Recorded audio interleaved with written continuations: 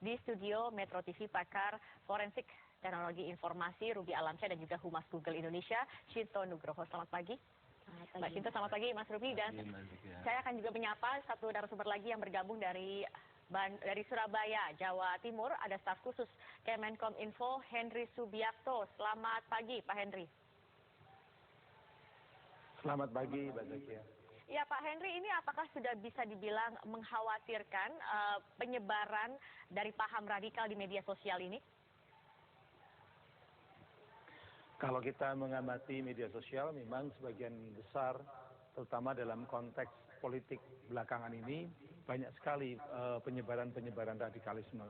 Radikalisme itu apa? Radikalisme itu sebuah paham pemikiran di mana ingin melakukan perubahan itu mereka tidak percaya dengan sistem yang damai, tidak percaya dengan sistem demokrasi, tapi ingin dengan cara kekerasan, ingin dengan revolusi misalnya begitu, itulah radikalisme.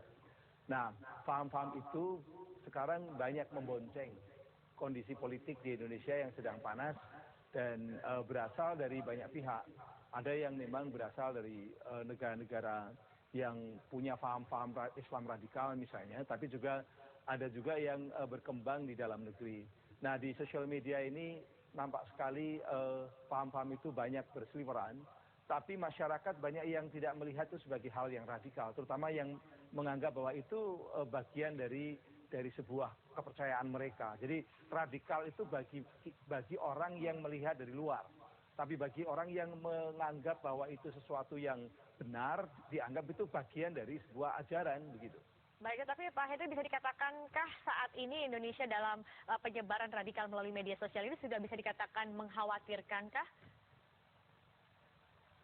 Oh iya, memang sekarang cukup mengkhawatirkan. Minimal begini, minimal kita memang harus waspada. Kenapa? Karena memang sekarang banyak sekali paham-paham yang berseliweran tadi, yang menyebabkan banyak pihak itu punya pendapat-pendapat yang bertentangan dengan katakanlah nilai dasar dari negara kita, Pancasila. Mereka menganggap Pancasila itu tidak perlu lagi katakanlah menjadi dasar, tetapi ada yang lebih mulia dari itu, misalnya begitu. Nah, paham-paham seperti ini sekarang banyak sekali di sosial media, terutama justru munculnya itu di WhatsApp ya, di WA ada yang disebarkan lewat WA, lewat Line, lewat WA Group dan sebagainya. Dan itu agak sulit untuk dipantau dibandingkan yang menggunakan katakanlah sosial media seperti Facebook dan Twitter, karena Facebook dan Twitter kita bisa memantau secara terbuka. Baik, Pak Henry, tetapi dari Kemenkominfo sendiri apakah memiliki data terkait dengan media sosial yang sering digunakan untuk menyebarkan paham radikal ini sendiri? Apa sih Pak mungkin nomor 1, 2, 3 yang paling banyak dipakai? Kalau sekarang sebenarnya ya, kalau secara kuantitatif hitungan-hitungan statistik kita memang tidak punya ini data yang tepat begitu. Tapi dalam konteks penggunaannya yang kita lihat adalah sekarang ini banyak menggunakan Line dan WA, terutama untuk penyebaran paham-paham radikal. Kenapa Line dan WA? Karena WA terutama itu karena memang tidak bisa dipantau oleh orang luar, karena itu private communication, komunikasi yang tertutup, sulit terlacak. Tapi kalau di Facebook itu kan sebenarnya banyak orang yang bisa melihat, walaupun bukan friend pun ada yang bisa melihat. Biasanya mereka kelihatan dan di Facebook itu bisa terlacak, minimal akun-akunnya terlacak begitu. Baik, Pak Henry tahan dulu karena saya juga ingin ke dua narasumber saya yang ada di studio pada hari ini. Mas Ruby, kalau kita melihat tadi dikatakan bahwa WA dan Line sekarang justru menjadi salah satu wadah yang paling sering digunakan karena memang tidak bisa terlacak begitu ya. Kalau kita melihat apakah modusnya juga sudah berubah juga atau tidak? Atau masih sama dengan media sosial kalau dulu kan Facebook yang paling populer atau YouTube begitu? Baik. Jadi sebenarnya yang lebih tepatnya disebutkan bukan hanya spesifik kepada apps seperti Line atau WA, tapi mereka memfokuskan kepada grup yang lebih private, yang tidak umum. Sebenarnya Facebook pun juga ada yang private group, sehingga nggak bisa dipantau oleh orang-orang yang lain, dan juga medsos lainnya.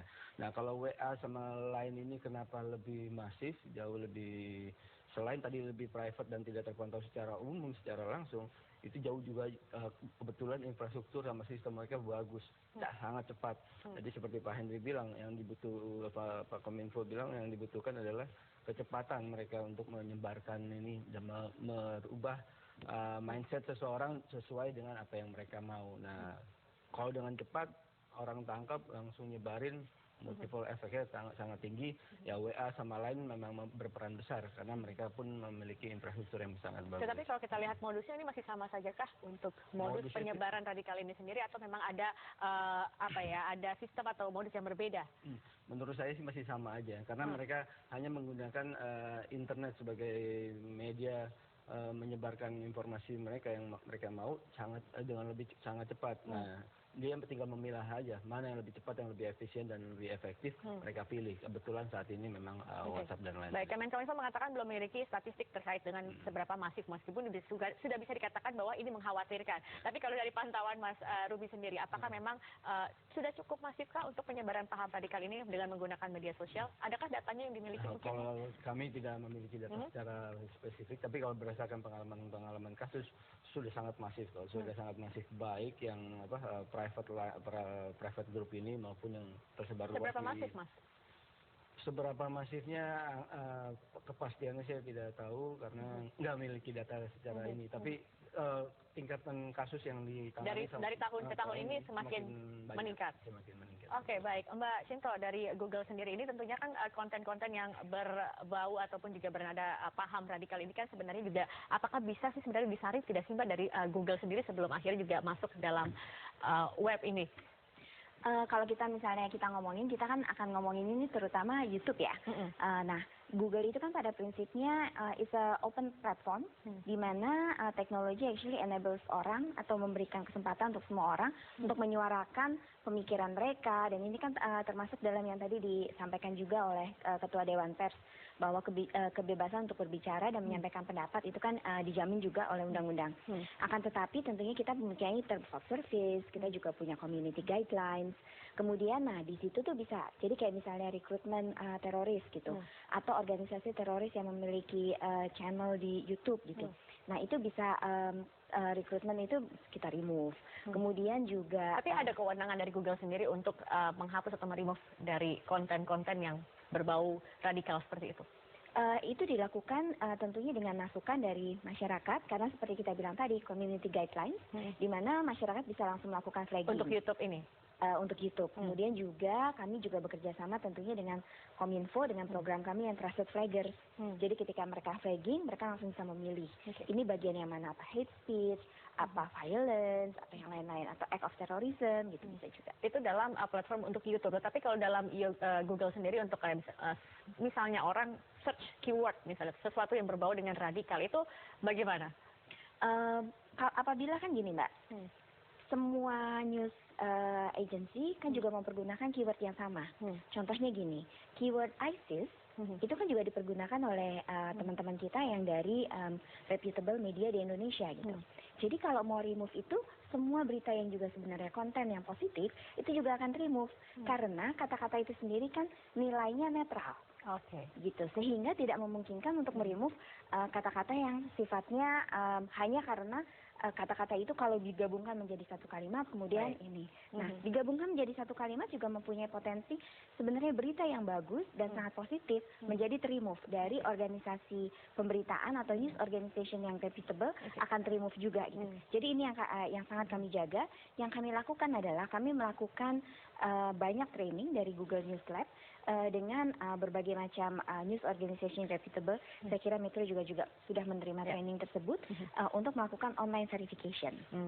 Dan kemudian bagaimana melakukan investigasi sehingga dapat membantu dalam penulisan berita yang juga berbobot. Dengan content creator, kita create lebih banyak konten positif. Baik, artinya walaupun tidak dapat atau tidak memiliki wewenang langsung untuk menghapus konten-konten, tetapi bekerja sama dengan pemerintah dalam YouTube, tetapi Google juga berusaha untuk memiliki peran dalam menghentikan penyebaran paham radikal ini sendiri. Pasti, untuk men-track sendiri bisa nggak sih Mas Ruby atau Mbak Shinto sendiri untuk melihat, oh ini ternyata kalau kita lihat dari satu web atau satu YouTube, ini bisa di-track nggak sih untuk siapa sebenarnya yang menyebarkan atau yang membuat konten tersebut? Itu mudah tidak? Boleh Mas Ruby dulu. Apapun itu, apapun media sosialnya maupun aplikasi internet yang lainnya itu pasti bisa dilacak. Tinggal masalahnya tingkat kesulitannya, apakah mudah ataupun sulit yang sangat tinggi. Tapi biasanya selama ini case-case yang kita tangani sih masih bisa dilakukan pelacakan dengan cukup baik. Oke, artinya bisa untuk dari Google sendiri. Kami memiliki kerjasama yang sangat baik, baik dengan teman-teman di Kominfo maupun juga dengan teman-teman di kepolisian. Tentunya kami tidak melakukan witch hunt gitu ya, atau misalnya perburuan gitu. Segala sesuatunya harus dilakukan dalam regulatori, dalam konteks peraturan yang juga ada di Indonesia. Oke, baik-baik. Pak Henry masih bersama saya, Pak Henry. Ya, Mbak Zakia. Ya, Pak, ini tadi dikatakan bahwa sebenarnya untuk melacak siapa penyebar ataupun pembuat konten ini tidaklah sulit begitu ya. Artinya, tetapi kami ingin tahu juga sebenarnya sanksi apa? Apakah sudah ada sanksi yang tegas juga terkait dengan untuk penyebar paham radikal ini? Dan juga bagaimana upaya dari pemerintah untuk mencegah paham radikal ini beredar lebih luas lagi di media sosial. Tapi Pak Henry tetap di tempat Anda karena kami harus jeda dulu sejenak. Pemirsa tetap untuk perbincangan mengenai dengan paham radikal yang saat ini sudah beredar banyak dan juga luas di media sosial. Saya akan kembali ke Pak Henry di Surabaya. Pak Henry masih bersama kami? Ya, baik ya. Ya, Pak Henry sebenarnya kan katanya kalau untuk men-track siapa penyebar ataupun juga pembuat konten paham radikal ini sendiri sebenarnya bisa begitu ya Pak. Apakah sejauh ini dari Kemenkominfo sudah menindak berapa banyak sih Pak dari pembuat konten ini sendiri? Sebenarnya kalau Kominfo itu kan tidak sendirian. Kominfo selalu bekerja sama dengan kepolisian. Penegak hukum itu kan ada di kepolisian, ada di kejaksaan, tapi juga ada Kominfo juga punya PPNS, cuman jumlahnya sangat terbatas. Nah, penegakan dalam konteks konten-konten ilegal yang ada di sosial media, itu kita dasarnya adalah tadi ditanyakan dan dasarnya adalah Undang-Undang ITE. Undang-Undang ITE itu ada dua yang terutama yang bisa kita pakai. Yang pertama adalah pasal 30 ayat 2A. Itu pemerintah justru memang wajib untuk mencegah peredaran informasi elektronik dan dokumen elektronik yang muatannya melanggar undang-undang. Nah, kalau mengajak masyarakat, mengajak orang untuk membuat negara sendiri misalnya begitu, atau bertentangan dengan Pancasila, itu jelas itu melanggar undang-undang. Makanya di situ kita bisa ngeblok, bisa memutus akses informasi-informasi seperti itu. Yang kedua adalah kalau kontennya memang itu menyebarkan kebencian pada kelompok tertentu karena hanya membenarkan kelompoknya misalnya begitu, itu bisa kena pasal 28 ayat 2 dan itu orangnya yang kena, pelakunya yang kena gitu ya. Atau kalau fitnah juga pelakunya yang kena. Tapi memang tidak semudah itu karena apa? Tadi saya katakan kalau ini tertutup di wilayah-wilayah tertutup dan tidak ada yang merasa dirugikan karena paham radikalisme itu kadang-kadang oleh mereka yang terlibat itu dianggap kebenaran, dianggap bagian dari ajaran. Lalu itulah yang namanya echo chambers gitu. Oke, Pak Henry, kalau kita lihat dari misalnya mulai Januari, Februari, Maret, April, ini trennya selalu meningkat atau bagaimana untuk penyebaran paham radikal ini di media sosial? Sebenarnya kemarin ya, kalau tren yang bisa kita pantau di Kominfo adalah laporan-laporan yang masuk Kominfo. Ketika masuk yang pada waktu Pilkada DKI itu tinggi sekali, terutama di Pilkada DKI di putaran pertama itu tinggi sekali, laporan masuk ke Kominfo. Kemudian Pilkada DKI di putaran pertama selesai, itu menurun Mbak, itu menurun. Artinya awalnya itu laporan hampir 300-an laporan masuk ke Kominfo tiap hari, kemudian menurun hanya puluhan saja. Belakangan agak meningkat lagi ketika Pilkada kedua, sekarang turun lagi. Tapi artinya penindakan ini sudah dilakukan juga. Penindakan ini sebenarnya sudah dilakukan juga Pak Henry. Kalau dalam arti menutup situs tersebut ataupun juga menghapus konten yang sudah dilakukan oleh Kemenkominfo dan juga dengan Satgas Cyber begitu? Iya, kalau penutupan itu terus dilakukan terus.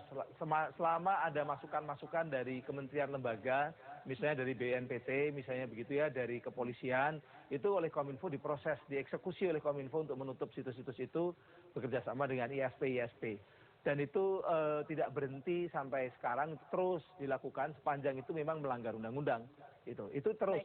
Dan pada bulan Maret kemarin sudah hampir sekitar 150-an situs-situs yang menyebarkan itu tadi radikalisme itu kita tutup. Baik, Pak Heri, tentunya ini juga dibutuhkan tidak hanya peranan dari pemerintah, tetapi juga dari masyarakat begitu. Ketika masyarakat menemukan atau membaca sebuah konten yang dirasa ini ada mengandung konten dari paham radikal, ini sebaiknya bagaimana cara untuk melaporkannya, Pak Henry? Kemana? Itu hal yang sangat penting. Pertama begini, ini sebelum melaporkan. Pertama, banyak masyarakat tidak merasa bahwa itu radikalisme. Maka mau tidak mau, tidak bisa hanya pemerintah, tapi pemerintah harus bekerja sama dengan berbagai pihak, termasuk lembaga-lembaga agama, organisasi kemasyarakatan, begitu kan. Makanya kan ini yang namanya literasi ya. Pemerintah tidak bisa hanya sekedar bekerja di ruang media sosial saja, misalnya memblokir, tidak bisa. Karena apa? Karena banyak yang menganggap bahwa itu bukan masalah bagi mereka. Nah ini yang perlu diliterate pada masyarakat. Nah yang kedua adalah tadi bahwa keterlibatan untuk masyarakat aktif ikut, katakanlah melaporkan kalau ada situs-situs, itu memang kita buka secara terbuka. Ada yang namanya aduan konten di Kementerian Kominfo, bisa dimasuki oleh situs apa yang dilapori. Ya, misalnya ada orang melihat kalau dilaporkan ke situs tersebut, ke aduan konten aduankonten.com begitu Pak, atau tinggal bagaimana search saja di Pak Google aduankonten.com. Aduan konten saja, aduan konten di search di Google itu sudah akan muncul punyanya Kominfo, itu tinggal dimasukkan saja. Nah kemudian juga bisa melalui laporan-laporan kepada penegak hukum.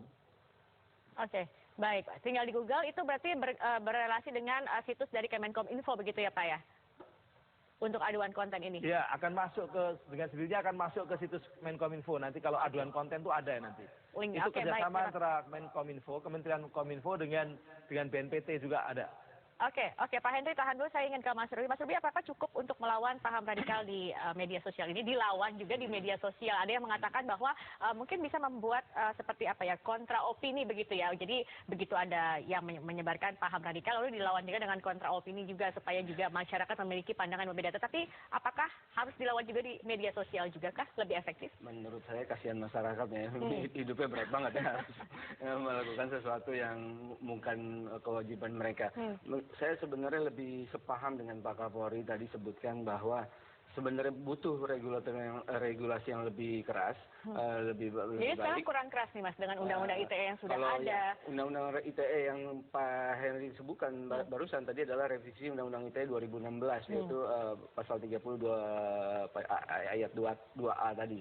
Itu Undang-Undang ITE udah direvisi 2016, tapi ternyata kan masih berani aja orang melakukan kegiatan yang melanggar undang-undang. Jadi poin kedua yang Pak Kapolri sebutkan adalah melakukan tindakan-tindakan yang non-legal untuk menghajar mereka, tadi penyerang mereka. Itu menarik menurut saya. Dan itu sangat penting dan lebih optimal menurut saya, menurut pengalaman saya, untuk melakukan hal itu daripada hanya menunggu regulasi-regulasi ataupun penegakan hukum yang harus menunggu waktu, buang effort dan lain-lain. Nah, padahal kan mereka ini banyak yang melakukan penyebaran paham radikalisme itu yang nggak mikirin masalah hukum, nggak mikirin, mereka juga melakukan anonimus dan lain-lain. Nah, mestinya memang dilakukan. Sasarannya sebenarnya siapa sih Mas Ruby untuk mereka ini, sasaran di media sosial? Sasarannya pasti masyarakat yang bisa mereka rubah ada pemikirannya. spesifik jenis kelamin,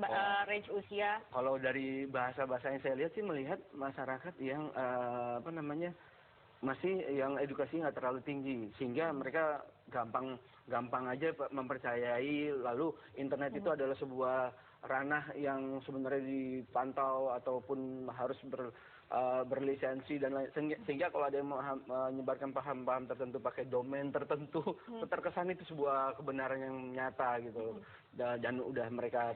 Tetapi ini seharusnya mudah atau tidak? Kalau kita lihat pemerintah kan kesannya cukup lambat begitu ya, padahal ini bukan hal yang baru terjadi sebulan 2 bulan terakhir gitu, dan ini sudah terjadi bertahun-tahun. Apakah Anda melihat memang antisipasi dari pemerintah sendiri terlambat atau? Ada beberapa faktor menurut saya sih ya. Atau memang sulit?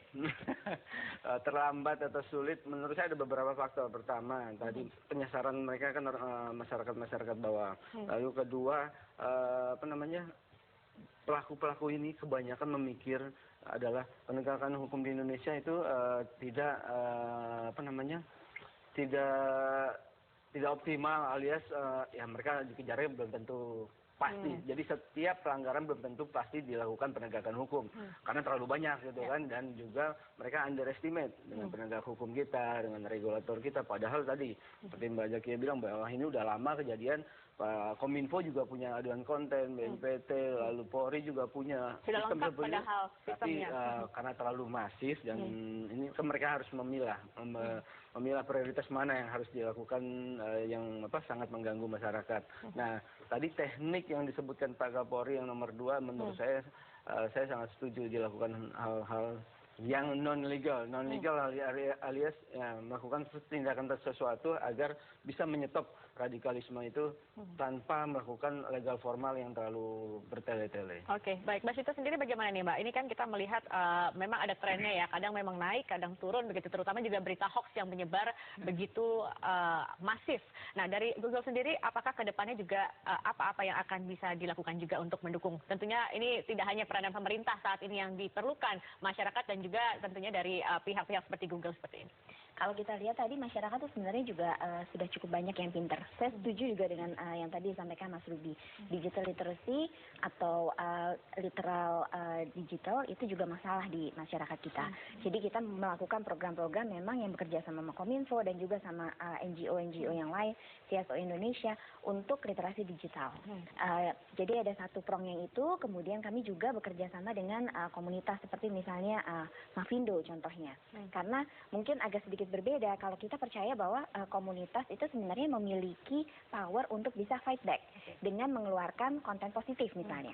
Untuk konten positifnya kita bekerja sama misalnya dengan Arif, dia di sekolah-sekolah, teman-teman Wahid itu di grassroots gitu kan. Kemudian atau teman-teman Habibie Center itu melalui kegiatan mereka untuk lebih banyak menghasilkan konten positif. Kita juga jadi kita banyak tuh sama teman-teman YouTuber. Kan nggak semua YouTuber itu mereka kontennya negatif, banyak dari mereka yang sangat influencer, apalagi untuk milenial ya. Ini kan kita ngejagain generasi muda kita nih. Generasi muda kita kalau dapat informasi memang lebih banyak dari sosial media dan internet gitu. Tapi internet itu kan juga ada yang positif dan negatif. Kita banyakin yang positifnya. Nah itu jadi mungkin kalau misalnya dari pemerintah atau dari Polri mungkin lebih dari penegakan hukumnya, kita bantu dari sisi preventifnya supaya nggak makin lama makin gede Ada gede berapa gitu sih kan. Mbak program yang sudah dirancang bersama dengan pemerintah khususnya untuk hal-hal seperti ini? Cukup banyak, tidak hanya dengan pemerintah tapi juga dengan LSM Totalnya ada Indonesia. berapa kurang lebih? Mungkin kita bisa bilang sekitar 7 sampai 10 lah, yang berbeda-beda ya. Ada yang dengan Kementerian Pendidikan, ada yang dengan Kementerian Kominfo, ada yang dengan BNPT misalnya, untuk dengan program-program mereka. Karena semua juga menyadari bahwa ini bukan hanya tindakan, bukan hanya enforcement, tapi prevention juga harus jalan. Kemudian juga penguatan lembaga seperti Mavindo itu juga penting. Gitu. Oke, baik. Pak Henry tadi juga tadi menarik dikatakan bahwa penegakan hukum ini sendiri yang dirasa juga masih kurang begitu Pak Henry. Bagaimana ini pemerintah? Maksudnya semua sudah ada, undang-undangnya sudah ada, tetapi penegakan hukumnya belum diberlakukan. Dari Kemenkominfo sendiri bagaimana? Sebenarnya begini Mbak, ini persoalan konten yang berkaitan dengan radikalisme itu bukan khas Indonesia. Ini terjadi secara global. Bahkan di negara-negara maju, liberal itu mereka juga terkaget-kaget ketika di tengah-tengah kota Paris, tengah kota London, bahkan New York itu ada orang-orang radikal yang tumbuh di sana. Jadi teroris tidak selalu identik dengan di Timur Tengah misalnya begitu, tapi juga di negara-negara liberal. Nah ini bagi kita di Indonesia sebenarnya lebih maju dibandingkan negara-negara demokrasi atau liberal, yaitu kita punya undang-undang ITE yang bisa ngeblok, yang bisa memblokir secara resmi karena aturan perundang-undangan. Mereka di negara-negara liberal mereka kesulitan gitu loh. Karena apa? Karena liberalisme itu melarang yang namanya ngeblok sebuah situs, karena yang namanya internet itu netral dan harus dijaga sebagai bagian dari kebebasan. Indonesia walaupun tadi juga boleh dikatakan masih ada beberapa kelemahan, tapi kita punya kelebihan. Minimal tadi kita bisa secara legal mengeblok situs-situs, kemudian juga penegakan hukum. Penegakan hukumnya kita juga bisa mengejar yang namanya pelaku-pelaku pencemaran nama baik ataupun juga pelaku-pelaku yang menyebarkan kebencian pada kelompok-kelompok tertentu. Baik, Pak Henry, singkat saja langkah konkret ke depannya seperti apa? Ini tentunya ini kan akan terus memanas begitu ya, penyebaran paham radikal ini sendiri. Langkah yang akan ditempuh oleh pemerintah sendiri konkretnya seperti apa? Kalau pemerintah adalah bekerja sama dengan multi stakeholders, karena ini berkaitan dengan banyak pihak, yang namanya sosial media itu juga berkait dengan masyarakat, maka merangkul sebagian besar stakeholders yang ada di masyarakat, terutama mereka yang punya concern misalnya dengan kayak ormas-ormas NU, Muhammadiyah dan lain-lain tadi, juga dengan teman-teman dari Google, dari Facebook, dari Twitter untuk mencoba untuk menangkal di sosial medianya. Baik, Pak Henry Subiakto, staf khusus dari Kementerian Komunikasi dan Informasi. Terima kasih telah bergabung bersama kami langsung dari Surabaya, Jawa Timur. Terakhir, Mas Ruby dan juga Mbak Shinto, Mas Ruby dulu, mungkin kita sudah melihat upaya sudah dilakukan saat ini, tetapi apalagi yang harus sebenarnya disadari juga oleh masyarakat ini, khususnya yang penerima dari konten sendiri, untuk bisa memilah ini sepertinya bagaimana juga ini, Mas? Sebenarnya mereka harus proaktif ya. Sudah banyak komunitas-komunitas yang membuat penangkalan berita negatif dan menyebarkan yang positif. Ini memang perlu peran serta masyarakat yang lebih baik, lebih masif untuk menangkal hal-hal tersebut. Tapi balik lagi menurut saya sih tadi adalah melakukan tindakan-tindakan teknis yang out of the box, yang nggak terpikir untuk menyetop tindakan-tindakan radikalisme di internet. Itu sangat penting dilakukan dan mestinya mesti lebih pintar daripada seperti mereka. Apa tuh Mas out of the box itu sendiri? Out of the box pastinya nggak ada in the box-nya. Nggak ada in the box, ya. Oke, Mbak Shinto sendiri, mungkin Mbak dari Google sudah ada program-program yang dilakukan, tetapi bagaimana juga peran lebih besar lagi yang akan dilakukan Google selanjutnya ini? Kita terus akan melakukan peran untuk membantu ini. Bhinneka Tunggal Ika kan tanggung jawab kita semua ya. Dan kita harus selalu menjaga supaya kesatuan NKRI selalu ada gitu. Program yang kami lakukan itu kira-kira nanti akan ada sekitar 1.500 content creator. Itu hanya yang dengan program Kementerian Pendidikan, belum lagi program yang lain-lainnya. Jadi we're looking at about 2,000, dan ini bukan hanya bukan hanya muridnya, tapi juga orang tuanya, untuk meningkatkan juga digital literacy. Untuk masyarakat sendiri, kalau Anda melihat sesuatu yang kira-kira kok kayaknya radikal atau tidak sesuai, laporkan, bisa melaporkan ke konten aduan yang tadi disampaikan Pak Heri. Sudah banyak channelnya. Kalau ada di YouTube, ada juga yang flagging itu, bisa langsung di flag di situ. Kemudian langsung bilang saja ini termasuk yang mana gitu. Nanti termasuk kita akan juga informasi dalam WA ataupun juga Line tadi yang dikatakan lagi banyak sekali saat ini. Informasi dari WA maupun dari Line selalu bisa dilaporkan ke konten aduan dari Kominfo, dan karena kebetulan kami cukup dekat dengan teman-teman Kominfo, mereka cukup responsif kok, Mbak. Oke, baik, terima kasih Mbak Shinto Nugroho, Kepala Kebijakan Publik dan juga Hubungan Pemerintah dari Google Indonesia, kemudian juga Mas Ruby Alamsyah, pakar IT forensik. Terima kasih.